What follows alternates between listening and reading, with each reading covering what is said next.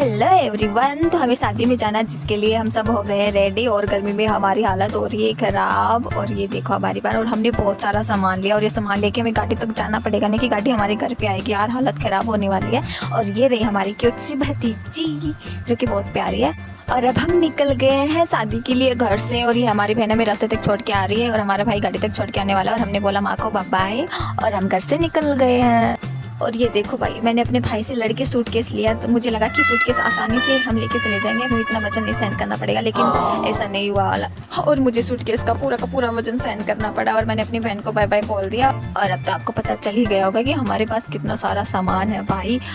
गाड़ी तक पहुंचने में सच में हमारी हालत ख़राब होने वाली है, और तो और उस गाड़ी में एसी है, जिसकी वजह से मेरी हालत तो बहुत ज़्यादा ख़राब होने वाली है। और अब हम गाड़ी में बैठ गए हैं और अब हम गांव से निकल रहे हैं झुंझुनू की ओर।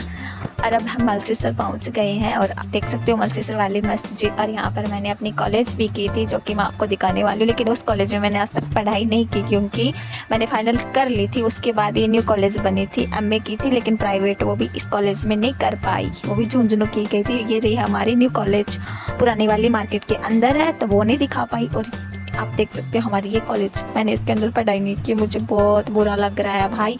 और फाइनली हम अब झुंझुनू पहुंच गए हैं, आपको पहाड़ देख के पता चल गया होगा। और थोड़ी देर में हम शादी वाले घर पहुंचने वाले हैं।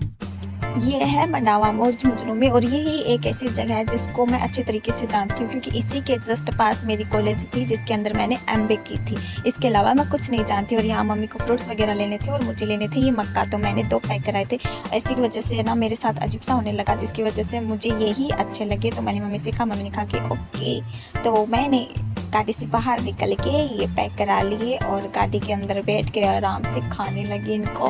भैया कार के अंदर नहीं थे, बाहर थे, तो मैंने खिड़की खोल रखी थी और मैंने लगभग इसको कंप्लीट कर दिया था।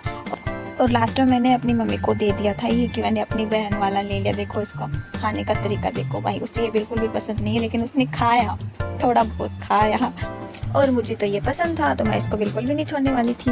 और यहाँ पर मेरी बहन का कुछ पीने का मन किया, तो यहाँ पर भैया ने हमें कोल्ड ड्रिंक ला के दी थी, जो कि मैं बस वीडियो ही बना रही हूँ, मुझे अच्छी नहीं लगी, मतलब मन नहीं था पीने का। अच्छी तो लगती है ये, बस थोड़ी बहुत पी, फिर मैंने मम्मा को दे दिया। और अब हम उस गांव में आ गए हैं जहाँ पर है शादी। तो यहाँ से आपको दिख रहा होगा टेंट सामने मासी के घर के जस्ट पास ही लगा हुआ है। तो फाइनली हम पहुँच गए हैं शादी वाले घर पे। और ये देखो भाई, दुल्हन हमें रास्ते में ही मिल गई, मम्मी से आशीर्वाद ले रहे हैं यहाँ पर।